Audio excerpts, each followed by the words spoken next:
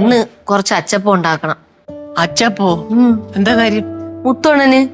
മുത്തുണൻ പറഞ്ഞു കുറച്ച് അച്ചപ്പം കഴിക്കാൻ കൊതിയാവണമെന്ന്. പാവം അവസാനത്തെ ആഗ്രഹമില്ലേ, ഉണ്ടായി കൊടുക്കാന്ന് വിചാരിച്ചു. അയ്യോ, ഇതെന്തോന്ന് നിങ്ങളെല്ലാരും കൂടെ അങ്ങ് തീരുമാനിച്ചു വെച്ചിരിക്കണോ? അവനിപ്പോ 10 ദിവസം കഴിഞ്ഞ് അങ്ങ് തട്ടി പോകുന്നു. അല്ല അന്ന് ഓ എടി കുഞ്ഞ ഇങ്ങോട്ട് നോക്ക്. ഒന്നാമത് ആ പാവത്താൻ ദിവസം എണ്ണി കഴിയുക. ഇല്ലാത്ത ഓരോന്ന് പറഞ്ഞും കാണിച്ചു ഒന്നും വെപ്രാളം കൂട്ടരുത്. ജീവിച്ചു പൊക്കോട്ടെ അവനുള്ള അവിടത്തോളം കാലം. ആ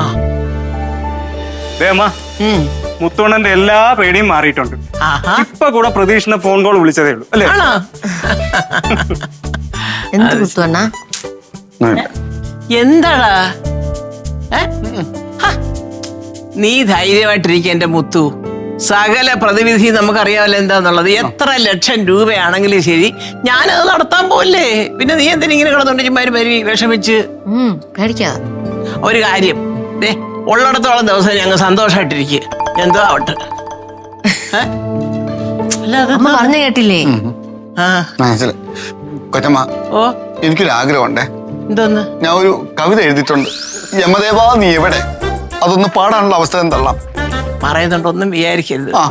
നീ കവിത ചൊല്ലി യമദേവാ നീ എവിടെ നിന്ന് ചോദിക്കാതെ ഈ ഞാൻ പറഞ്ഞെന്താന്നറിയാവോ, ഈ ഉള്ള 20 ദിവസം നീയായിട്ട് കുറയ്ക്കരുത് കേട്ടോ.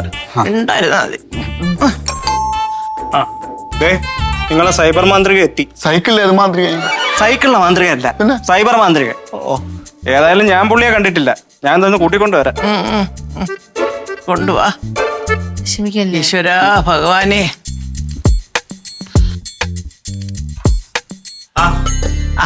വന്നാട്ടെ. വണക്കം. അയ്യോ സ്വാമി. അയ്യോ ഭഗവാനേ.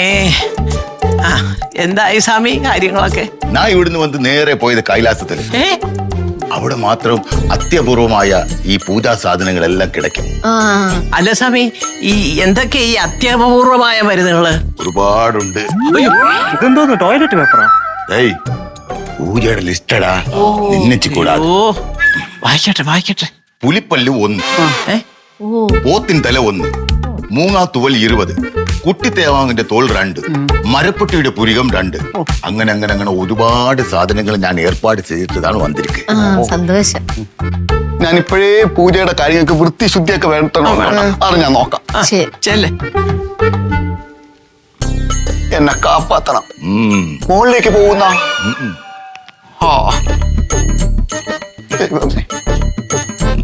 ഈ ഇത്രയൊക്കെ വാങ്ങിക്കാനും ഒക്കെ ഉണ്ടല്ലോ. അഡ്വാൻസ് എന്തെങ്കിലും വേണോ? ഏയ് ഒന്നുമേ വേണ്ട.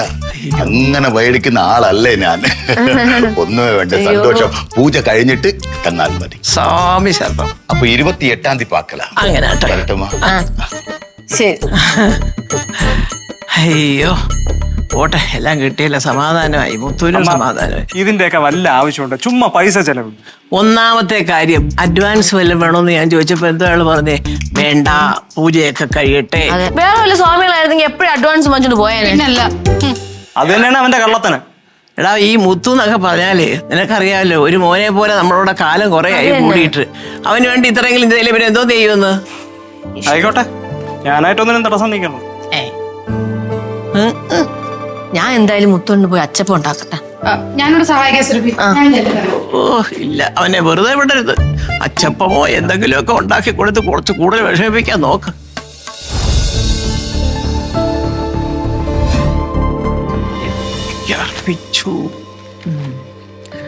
തിരുവനന്തപുരം ഗ്രാമത്തിൽ അയ്യോ ലക്ഷ്മി, സുരഭി ഒന്ന് ഓടി വായിക്കോട്ടെ. ദൈവമേ, ഇതൊന്നും കണ്ടില്ലേ ഈ പത്രത്തിൽ വന്ന വാർത്തയൊക്കെ? അയ്യോ എന്തോന്ന് ഇതായാലല്ലേ? അയ്യോ അത് തന്നെ ഞാൻ പറഞ്ഞത്. എന്നാ വായിക്കേ ഇങ്ങോട്ട്. അയ്യോ മുത്തോണ്ണ, മറ്റേ സ്വാമി പരമാനന്ദ സ്വാമി. അതാണ് ഞാൻ പറഞ്ഞത്. ഏതാനന്ദോ നീ വായിക്കേ. തിരുട്ട് ഗ്രാമത്തിൽ എത്തിയ 4-അംഗ കവർച്ചാ സംഘം പോലീസ് പിടിയിൽ. ജ്യോതിഷത്തിന്റെയും പൂജയുടെയും മറവിൽ ആളുകളുടെ വിശ്വാസം നേടി പൂജയുടെ പേരിൽ വീടുകളിൽ പട്ടാപ്പകൽ കയറി കൊള്ളയടിക്കാനാണ് ഇവരുടെ രീതി. സംഘത്തലവൻ പളനിവേൽ എന്ന പവിത്രനന്ദനാണ് അറസ്റ്റിലായത്.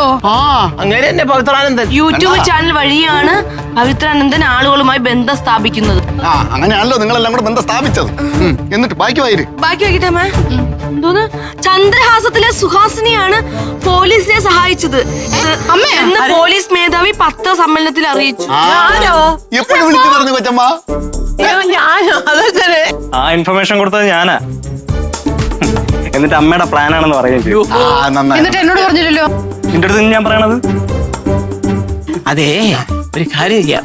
അപ്പൊ ഈ പത്രക്കാരും ചാനലുകാരും ഒക്കെ വരും അന്വേഷിച്ച്, മനസ്സിലല്ലേ?